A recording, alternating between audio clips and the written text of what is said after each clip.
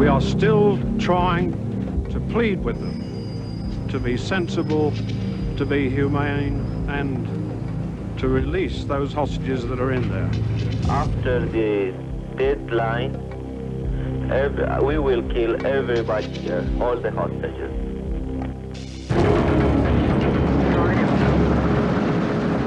For the first time ever, there's the chance to go behind the cloak of secrecy, that is the SAS.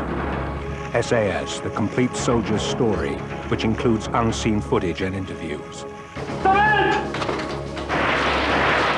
Experience the grueling training. The incredible action. The amazing speed. And the unbelievable strength of the greatest fighting force in history.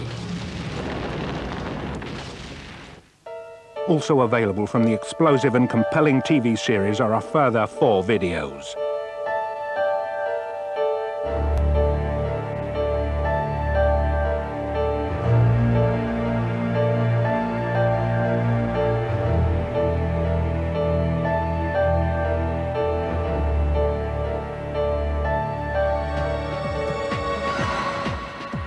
They always say, luck shines on the brave. These are the men who risk everything. When you join a force like the SAS, you know that you'll be used for the best jobs.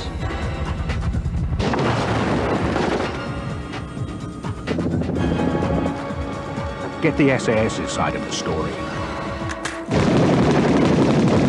Get the videos and get viewing.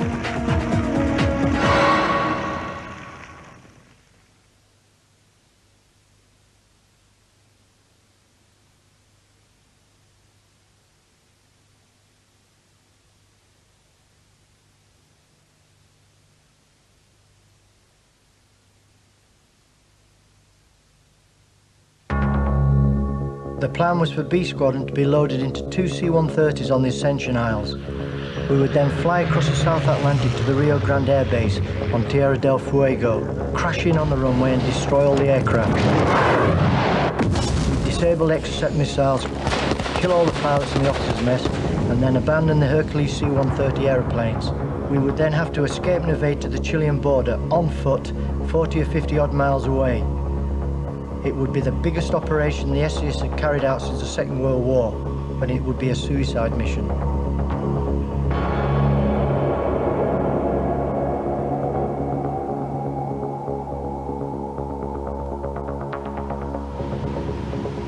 On the 2nd of April 1982, Argentina invaded the Falkland Islands. 3 SAS squadrons were deployed, each given a specific task. My squadron, B Squadron, began examining options to attack an airbase on mainland Argentina and to destroy the jets which were to threaten the task force.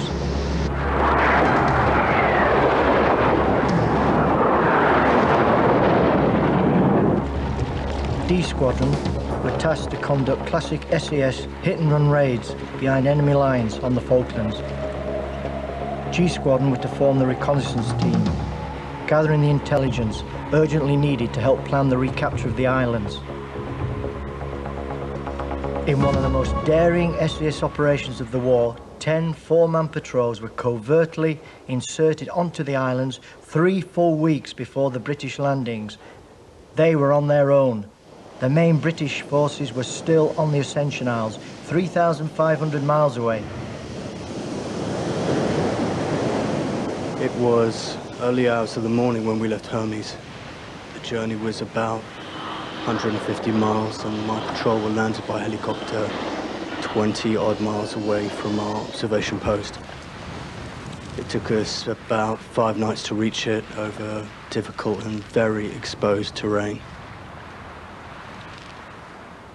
We had to take everything we would need to survive behind enemy lines for at least a month, and each man was carrying about 130 pounds of kit. A lot of the weight was made up by weapons and bullets.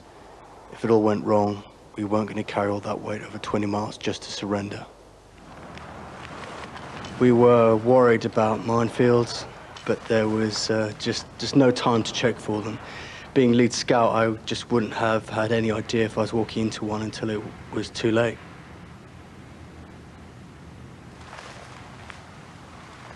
We'd be moving for most of the night, and before daybreak we'd make a slit trench and then disappear for the rest of the daylight. I remember once I was already in my sleeping bag, and usually when you're laying in a sleeping bag you're quite warm, but this sleeping bag was soaking wet. It was freezing cold, and I was dreaming that I was actually digging up a road with a pneumatic drill. I was actually shaking like that, and I woke myself up with the shaking. If it's dark, you can get up and do some press-ups or whatever to keep warm. But in the daylight, you've just got to wiggle your toes, wiggle your hands, and so on. Just tense yourself up every now and again so that you can get the blood flowing through the veins. Our feet were in pretty shit state. Some of us had trench foot, and I still haven't regained all the feeling in my toes. We were positioned above the Argentinian garrison and airbase at Goose Green, which posed one of the biggest threats to the proposed British beachhead at San Carlos. We were tasked to establish how many troops there were and assess the strength of the defenses. We were building up a picture for the troops that would actually be taking out Goose Green. In order to get into the best position, it was necessary for us to set up our observation post under the main flight route for the Picaras, Chinooks and Hueys all flying around. So it was quite difficult sometimes lying in these shell scrapes when these aircraft were using this hilltop as a navigational aid. They came so low that sometimes you'd just be choking on the exhaust fumes. Nighttime was our busiest time. We'd send off our situation reports by Morse back to Hermes, where they were logging all the information that was sent to them from all of our 10 patrols, building the big picture. This was our most vulnerable time, as the enemy could well have intercepted our signal and pinpointed our position using a location finder. In this event, we had no hope of any backup. It would have been a fight to the death. Everything we saw, we passed back in our situation reports. We initially reported that we could see at least 600 Argentinian soldiers dug in, which is a battalion, although they were later reinforced. We could also see 8 Pucara ground attack aircraft as well as a fuel dump. We called in an airstrike on these targets, and it was spectacular to see it happen, watching the fuel dump blow up and just disintegrate in front of us.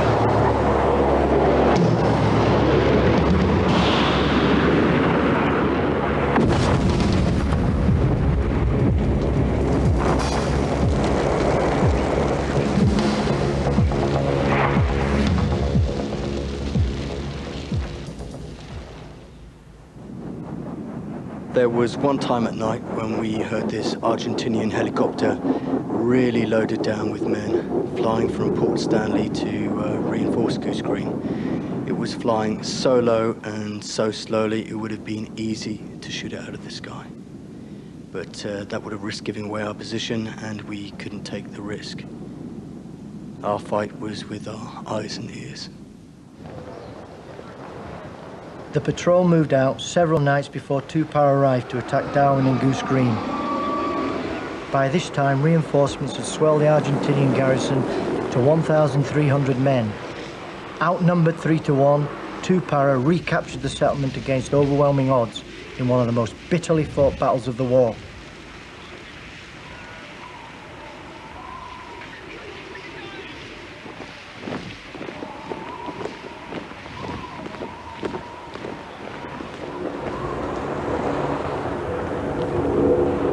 While G Squadron continued to gather intelligence, my squadron was finalising plans for the attack on the airbase in Argentina.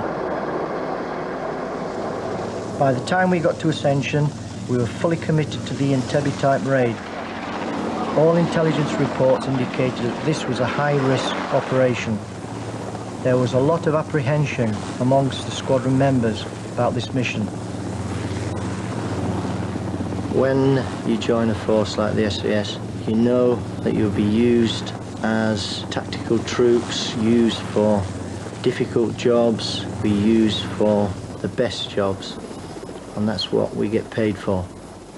If you don't like it, you can leave any time you want. I believe the way the head shed looked at it, we would be sacrificed so that many more lives could be saved in the task force. Just one missile hitting Hermes would have put the whole Falklands operation in jeopardy. They believed if we knocked out the Super E's and the Exocets, we could save the two carriers from destruction. And the British Army at the end of the day would have achieved their aim, which was victory on the Falklands. Come H hour, Sergeant Major B Squadron got us all together. His words were, "It's a go. Get the gear, prime the grenades, charge the magazines, the trucks are outside, load up and we'll go to the C-130s. We climb onto the trucks, we sit there waiting. I could see the C-130s gearing up about 200 or 300 meters away. You're beginning to think about the battle ahead. You're beginning to have your reservations, you're beginning to weigh up the options. You hope that your weapon doesn't jam when you need it to be working 100%. You're trying to remember if you can fire the M202 properly. Will it work? Will it blast the jet? Will it do the business? All these things are running through your mind. You're waiting, this is the worst bit. You know it's going to all happen very shortly. And then suddenly the OC appears. A brief conversation in the lead truck. And then it ripples down through the trucks. Operation scrubbed. That's it, boys. You're off the truck. Your first thought, in fact, is disappointment. You're so hyped up and ready to go. You just want to do it. You want to get on with it. You want to do the job. And then you start to think, good old SAS common sense has taken over. They finally realise that this would have been a suicide mission.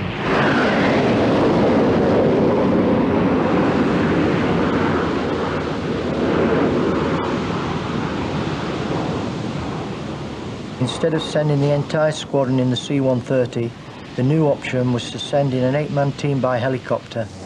They were to locate the airbase and destroy the aircraft themselves. They loaded into a stripped-down, long-range helicopter for the low-level dash to the mainland. If there was any problem with locating the drop-off point, they were to be flown onto the border with Chile and to conduct the mission from there.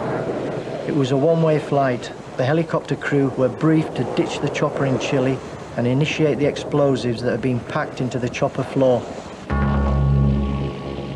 As they approached the mainland, the handheld radar warning device suddenly began to ping, warning the patrol and the pilot that a hostile radar had locked on. It now pinged continuously.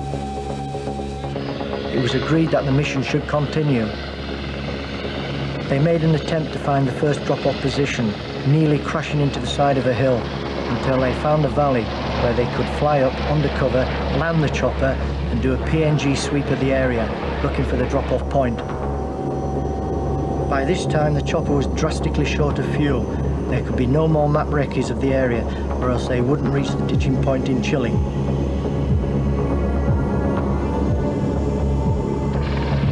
The border option was on. Drop off on the Chilean border.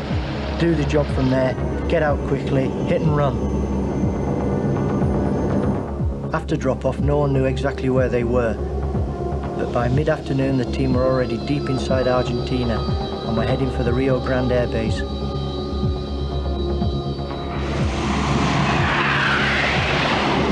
They sent their first radio message back to Hereford, informing base that they were in enemy territory. The Eagle has landed. But by now 2,000 Argentinian Marines were searching the countryside for them. The patrol was all for carrying on with the mission, despite the huge odds stacked against them. But it was decided by the head shed that the time scale and the distance involved precluded the hit-and-run operation. Therefore, the upstream in Hereford decided to abort the mission. The patrol now went into the recovery and extraction phase. Far from being lost and bewildered and wandering through the rugged Chilean countryside as at first thought, it now seems the British crew have been successfully spirited out of Chile. Sources talk of a top-secret operation which led to between 3 and 5 British crew from the Sea King flying out of Punta Arenas, probably on one of the daily commercial flights. Chilean investigators are sure the crew deliberately destroyed the helicopter with an incendiary grenade. It seems the incident is so shrouded in secrecy that few people, except senior Chilean Air Force commanders, know the details. Close to San Carlos, the site of the intended British landings, lay Pebble Island. Following airstrikes against Port Stanley, Argentinian aircraft had been dispersed to the Pebble Island airstrip. These included Pucara ground attack aircraft, which could have devastated the British forces as they landed. The threat had to be removed, the aircraft had to be destroyed, and the job was handed over to D Squadron. Well, we had very sparse information, most of it supplied by overflights by fast jet. It was decided, therefore, to infiltrate a reconnaissance team by canoe, which is the way that it actually occurs. A small team was infiltrated onto the landmass adjacent and then paddled across onto Pebble Island, cached their boats and conducted a reconnaissance of the target. The team confirmed that there was settlement that was garrisoned by Argentinian forces, possibly up to 200 men, aircraft crews, maintenance crews, and 11 aircraft sitting on the airstrip uncamouflaged. So the assault team had explosive charges in standard charge form, and everybody carried their own personal weapons and as large a quantity as ammunition as they could carry. Well, we deployed from HMS Hermes, which had to come fairly close in so that the aircraft could be within range.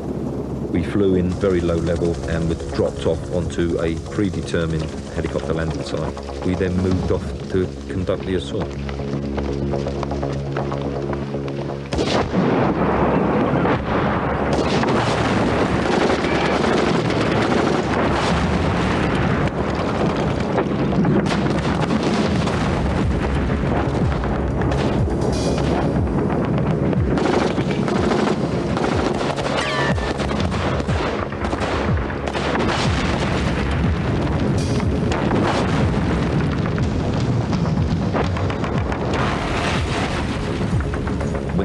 Withdrew, somebody command detonated landmines. The lads received a couple of injuries. One was concussion and one lad actually got shrapnel wounds, although they were very superficial. They were held back off the target and everybody made the rendezvous, and then we got out as quickly as possible. And I remember looking back and just seeing a sea of flame. You know, it was a great feeling, and we all knew that we'd done it without loss of life and with a very minor injury.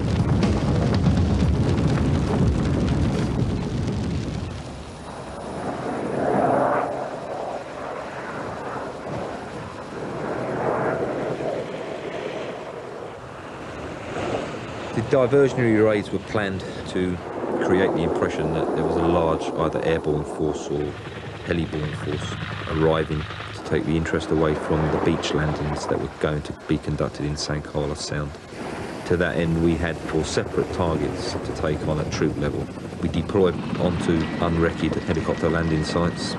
They put us onto the ground in 4 different locations, and we went off cross-country, very, very heavily laden with equipment. We got onto the targets, attacked them without any reconnaissance, and then packed up, and then had the long march back to San Carlos, which we knew was going to be our final rendezvous point. Having conducted the assaults, and I say all we did was deliver the firepower. We didn't even follow up to check whether we'd hit anybody or anything. You know, that was the aim of it, was just to make a big noise and get out.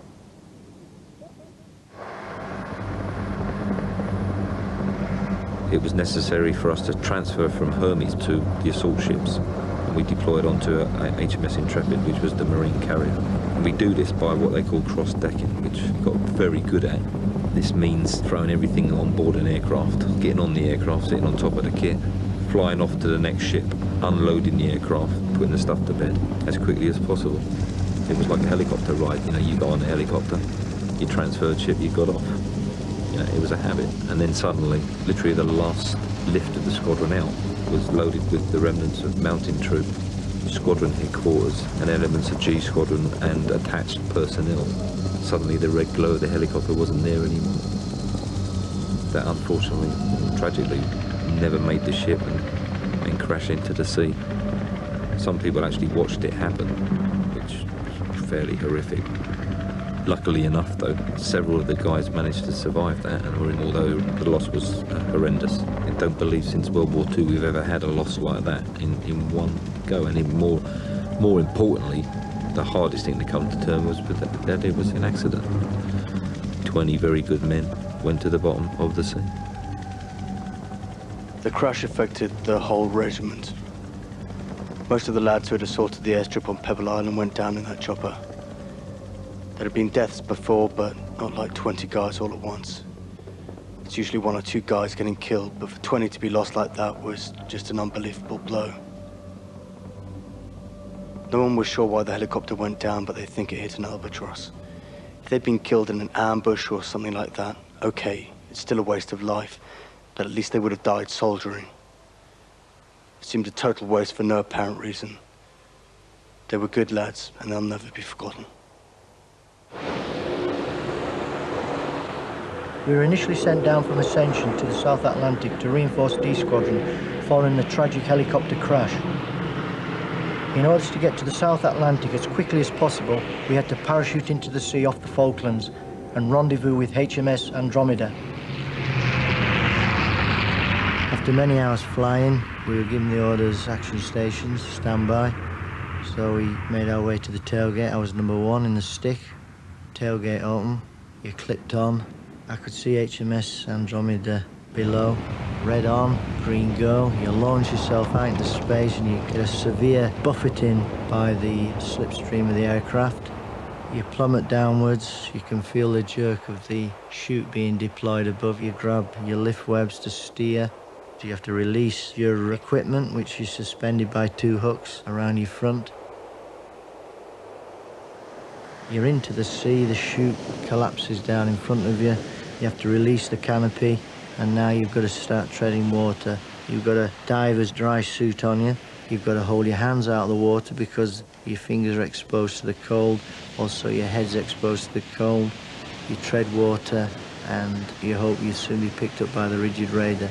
I could see the lights starting to come on HMS Andromeda, and I was drifting further away. I'd been in the water now about 25 minutes. I could feel the hands going numb. I could feel the extremities of the face going numb. I rose up onto the peak of the next wave, and luckily I could see the rigid radar heading towards me, which meant that within minutes I was lifted into the boat, transported at a fast rate of knots towards HM Andromeda.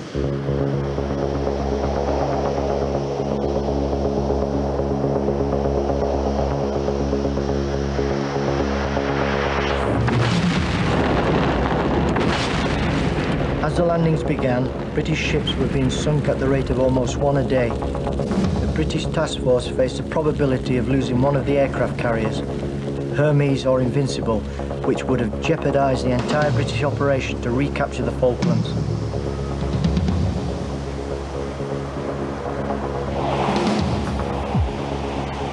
On the 25th of May, 2 Argentinian Super E's approached the task force and fired 2 deadly Exocet missiles, sinking the Atlantic Conveyor, a ship loaded with vital supplies for the British forces. The threat to the aircraft carriers could no longer be tolerated. The mainland option was back on. A small submarine had recently arrived in San Carlos Bay. It was small enough to avoid coastal defenses around the mainland of Tierra del Fuego. The mission was to travel in HMS Onyx, arrive offshore mainland Argentina, inflate rubber assault craft on the submarine casing. We would then load up all the ammunition, weapons, explosives, M202s, grenades, the full complement of war. The submarine would then submerge. We would float off and head to the beach and do a tactical landing. From the landing point, we'd make our way across country by foot to the airbase at Rio Grande. We'd set up an OP and assess the situation. We would then decide whether to bring the squadron in to do the job or whether it was feasible to do the job ourselves.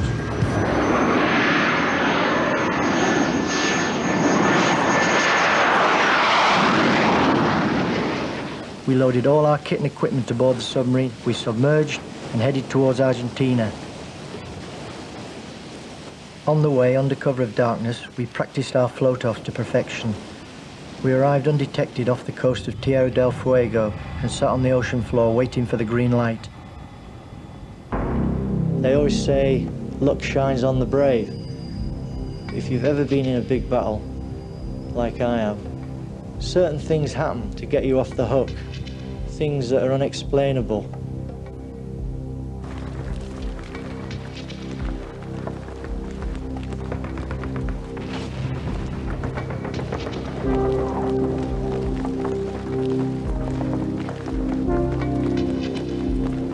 The green light never came. The submarine commander, after 5 days on the ocean floor, received the now famous signal, "White flags are flying in Stanley." It was the 14th of June, 1982. Victory.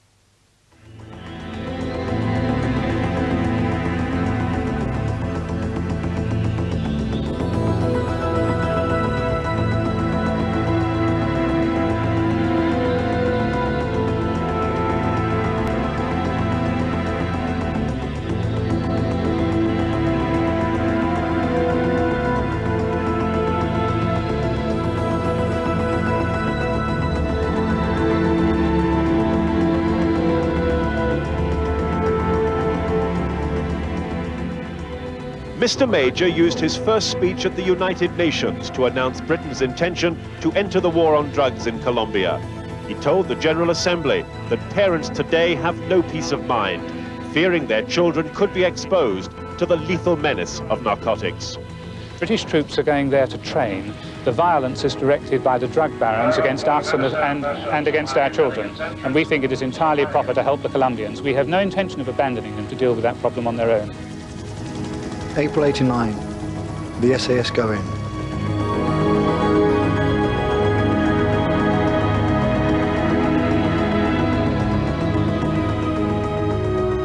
Their task, destroy the cartels, take out the drug factories.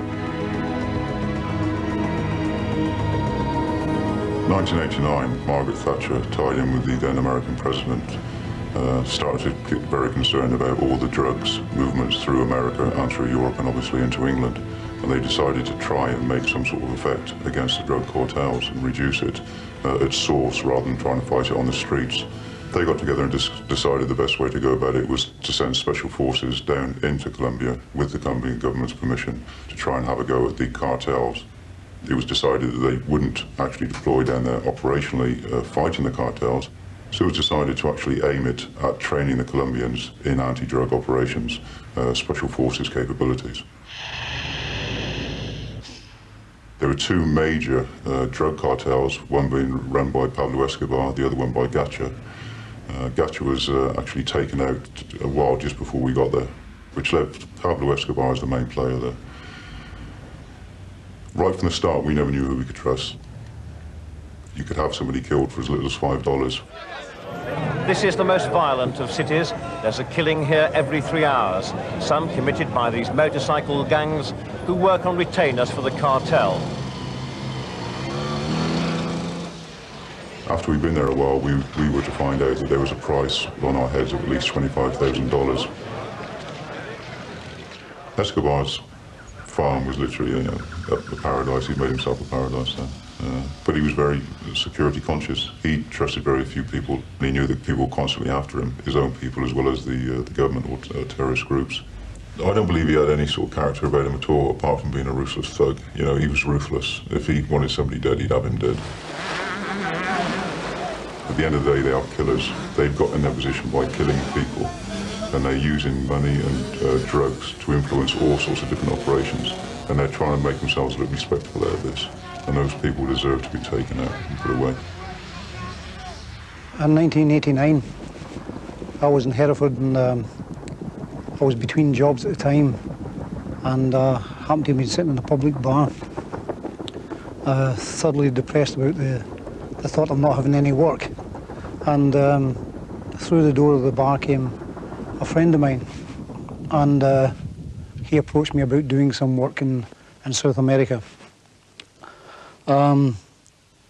He told me that they actually wanted a person assassinated, and when I was told who it was, it immediately lifted my morale, and I had this feeling of sort of well-being that I could actually go away and do some work which was worthwhile. The job was to assassinate a drugs baron, the leading drugs baron in the world. His name was Pablo Escobar. And basically what we had to do was to go to South America, assault his house, which was called Hacienda Nápoles, and terminate him at his house. These men are hired to kill Colombia's most notorious drugs baron, Pablo Escobar.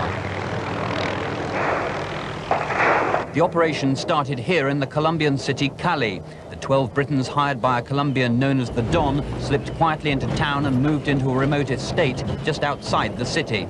We arrived in South America, and we were taken to a training area after a briefing. And I ran the men through a series of little tests, and just to see where the standard of training was. And we eventually built a sort of a hierarchy, a pecking order, if you want to call it that. And we formed ourselves into 3 different teams, with myself in charge. This was to be their base, tucked away in a clearing in the jungle, a small wooden hut. While the men trained and planned for the hit on the target 250 miles away, they were fed and supplied by Colombians hired locally. Fishing for food in the river was one way of testing their explosives and zeroing in the sights on Armalite rifles. By now, the armory was virtually complete. The men wore gloves to ensure there were no fingerprints on shell casings left behind.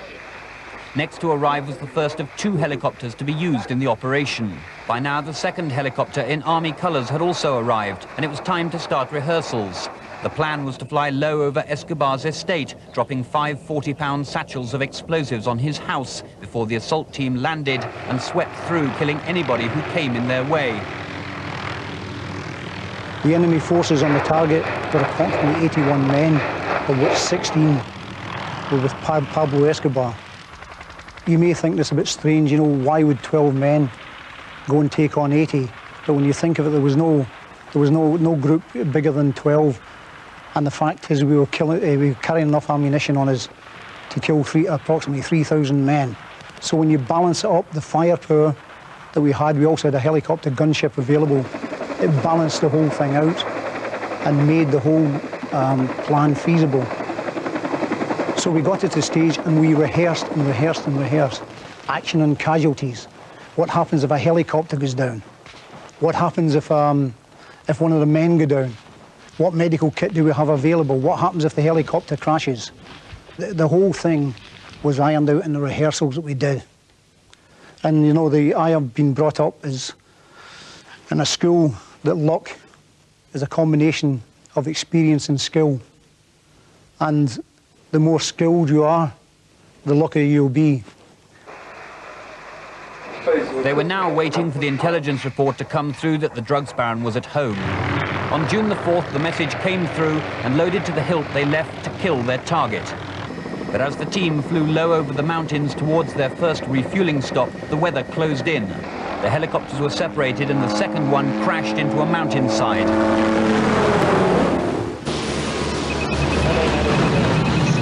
64, 67, heading strong.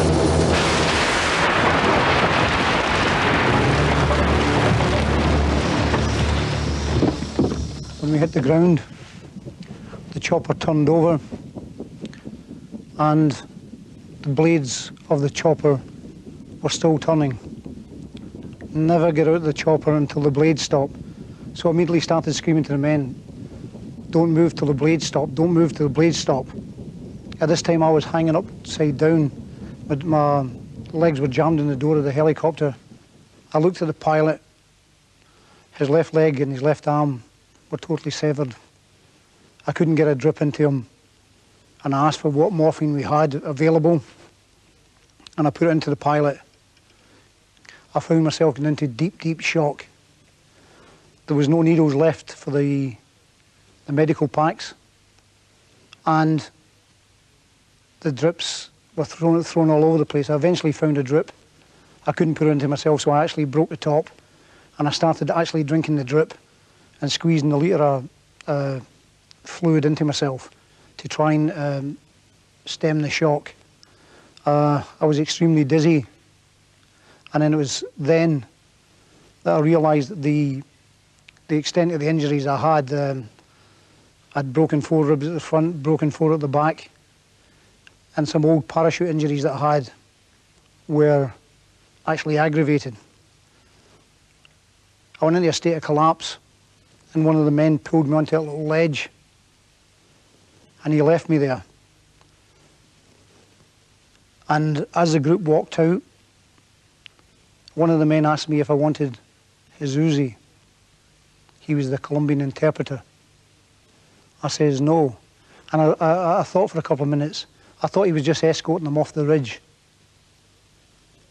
And the group went away, and I was left on my own on the ridge. I'd broken one of the rules of survival. I should have made someone stay with me. I couldn't get contact with the men, being as that they'd taken the radio with them to signal to the helicopter. And I lay on the ridge, and something told me that they were not coming back for me. I was something like 20 yards from the helicopter, and it took me the best part of 30 minutes to actually crawl to the helicopter and recover what kit I had available. By this time, the pilot had died.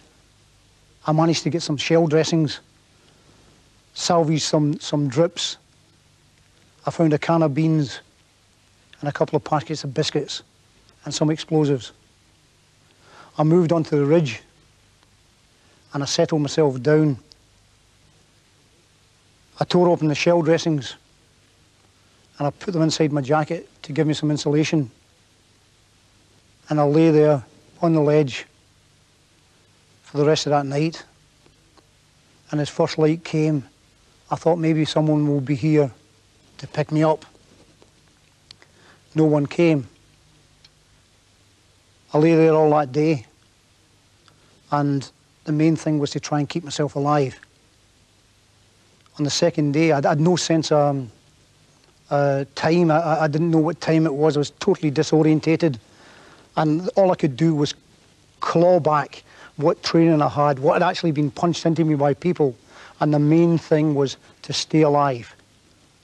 But all I had to draw on was training. What had I been told, how had I been trained beforehand, how had it been put across to me by my instructors. And can I tell you, when you're in that situation, it actually gets through to you. I drew on advice from people unknown. I drew on the fact that I'd spoken to prisoners of war and people who'd escaped, and how they managed to survive in adverse conditions. And finally, I drew on my faith. I was brought up as a Catholic, and I sat there on the ridge, and I was trying to make a deal with God. You know, him and I were sitting, sort of talking to each other, and you know, I mulled through it, and I said, you know, should I promise to be a good boy, never to do anything wrong again, go to church and do this? And I said, I can't do that, because I've let the man down so many times before. So the best deal I could actually give my maker in these conditions was, I made a deal with him that if I got rescued, that I would not scream with the pain or winch. And I left it at that. And I managed to get through the best part of that second day. And I could hear some chopping in the distance, and things starting going through my mind. Here I am lying in bad man's territory. I can hear these noises. Are people coming to rescue me? Or is someone coming to do the business on me? And this has gone through my head the whole time. And what's actually, the assault on the mind at the moment is what am I going to do if it's the baddies? And the whole thing that was going through my mind was, you know, how to die properly. You know, how could I, if I did go to my, you know, my maker like a warrior, and a number of things came up. I remember my wife saying to me, why don't you concentrate, you soldiers concentrate so much in dying rather than living, why don't you concentrate on living? And then I remember reading a book, and it said, we owe God a death. He that dies today is quit for tomorrow. And as I say, the chopping sound was getting closer and closer to me. And eventually, I could hear Spanish voices. I couldn't hear any English speaking. I thought, if it would have been anybody to do with me, they may have brought some of my men with them.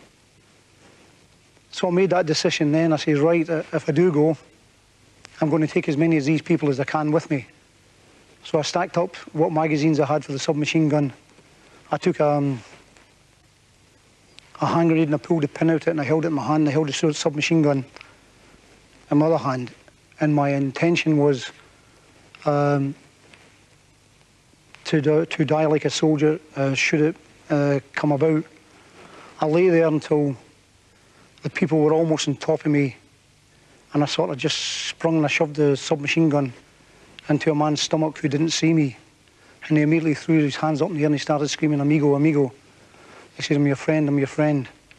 And I realised that help had suddenly got to me. Soldier Mac made it back to London and prepared to return to Colombia for a second hit. These mercenaries were embarrassing to the government and to the regiment and had to be stopped. No one would like to think they was operating in a theatre of operations where perhaps former colleagues were also operating and it could be a threat to them or a potential threat. That is not a healthy environment. The establishment made a call. I met them at the top of the stairs. One was late 50s, early 60s, very composed. The impression I got was that the chap he was a bit of a bureaucrat of some type. The other chap, he looked like the operator type, the operative. He never said an awful lot, he just made the introduction. Please come in, please. The impression I got, they were telling me they had knowledge of everything that was going on, and they were letting me know that they knew everything that was going on.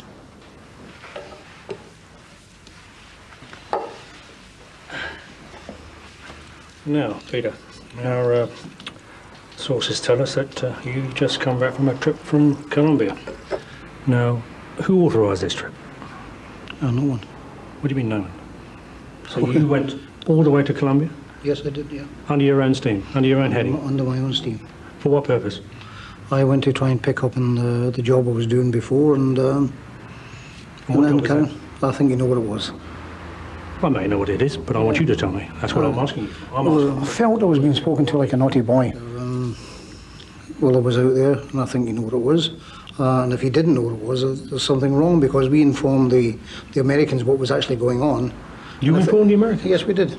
You felt it necessary to inform the Americans, but you didn't feel it necessary to inform Her Majesty's government? You were informed by the Americans, I know for a fact you were. So, exactly. We never actually thought of the British government at the time, in that we felt it was not in their sphere. So consequently, we informed sources in Washington, and the word we got back from was get on with the job, get it done, and get it quickly and get out. Now, I can assure you now, Peter, that it's only by good luck and good fortune that you've returned from this trip. Because if we had our way, you would certainly not be coming back, and you wouldn't have come back, and you'd have been buried in some bog out in the middle of the jungle, and that would have been the end of the story as far as we were concerned. What are you actually saying? What am I saying? Yeah. Well, do you want me to really spell it out for you? Yeah. Okay, well, we were going to take you out. Who? It doesn't matter who. You know, you don't ask who. And how? Well, there's only one way you can take people out, isn't there? And if we say we didn't want you to come back and we're going to take you out, that doesn't actually mean we're going to take you out for a walk, does it? It means we're going to take you out permanently. And permanently means permanently. One of the things they kept saying, did you know you were going to be shot down on the way back from the target? And they assumed that I hadn't catered for that type of thing happening to us, and in actual fact we had. I don't think they gave us credit for actually thinking that this type of thing could happen, because you take out the body and the guys who've taken out the bodies are taken out and everything's all clean at the end of it. For them to assume that we didn't actually plan for that, I felt they didn't give us credit where it was due. Look, I think you'd have been the same person that's been here congratulating me had the helicopter had been flying in and made it to the target. I crashed on the way to the target. The same people, the establishment, you would have come here and shook my hand and saying, "Good job, old boy," and whatnot. Well, that's probably right. But the answer is you've been warned. You've been warned. So, as far as I'm concerned, that's the end of the subject. But be rest assured, we'll be looking at you. So I would suggest that you modify the way you do things. Yeah, okay. And I would suggest you perhaps adhere to those rules in future. Okay, thank you. Thank you. There were certain conversations going on in Hereford that Peter McAleish was operating in a mercenary capacity in Colombia. He wasn't quite sure exactly what he was doing. He was loosely discussed, perhaps at some stage we may have to take him out, or we would come up against people that he had trained. None of us were happy about that. None of the people that was operating were happy about that. This was one of our own people, but we did not know exactly what he was involved in. But we have no doubt that the government knew at all times what he was involved in.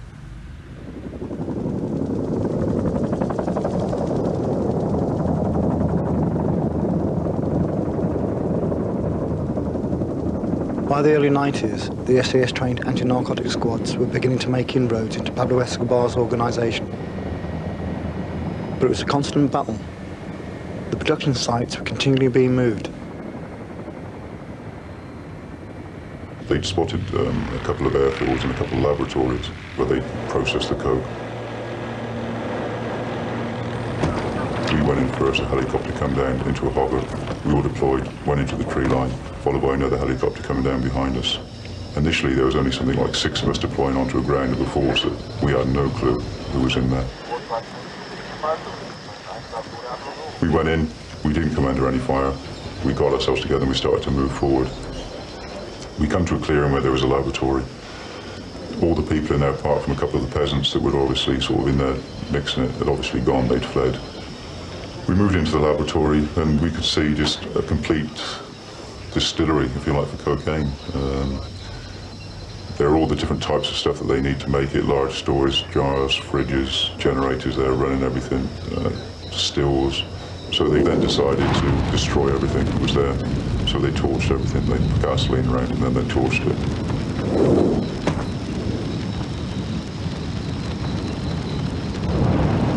Despite these successes, Escobar could never be found.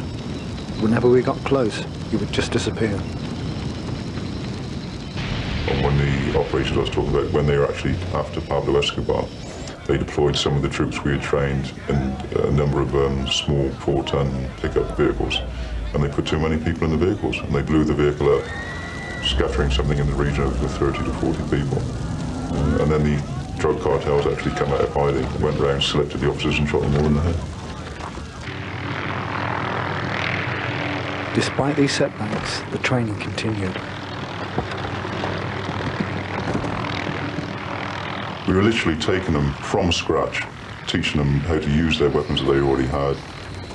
We were teaching them all the different field craft they would need to know, and working all the way up through that type of scenario to working as a company, so they could move in support of each other with good communications, good command and control, and work against the cartels using offensive tactics.